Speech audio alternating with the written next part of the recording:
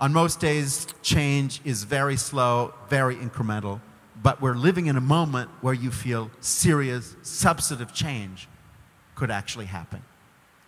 Today, we're introducing you to the leaders of substantive change who've already devoted years of their lives and are at the forefront of this moment as people all across America say, what else can we do? Just this week, I was sitting at my desk, and it was about 8 p.m., and I was going through that list of things to do, the things that had gotten done and the things that had not.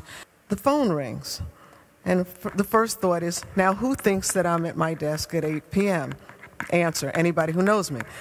But I answer the phone, and it's a woman on the phone, and she is distraught. Her 17-year-old son was incarcerated at the Green facility. He and two of his friends at the facility were randomly selected by guards there and beaten while handcuffed behind their backs. And the sergeant, who's part of this beating, says to them, "Are you religious? Do you believe in religion?" He says, "Well, I'm going to teach you a little something about religion today." And he pulls out a Bible and he proceeds to beat them in the face with this Bible. I can't think of anybody who could experience that and not be destroyed for life. What kind of world do we have that would do this to children, no matter what they did that got them incarcerated?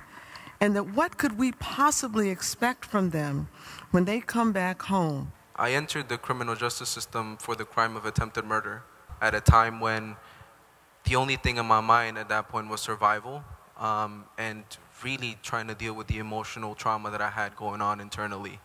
And I entered a system that at that point in time didn't really address any of those issues that I grew up facing.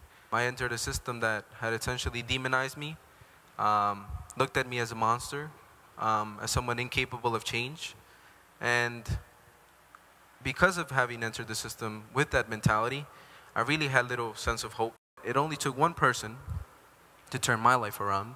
And that man was the one person who, for the first time, did not demonize me, did not criminalize me, did not look at me as anything more than a young man who needed an education.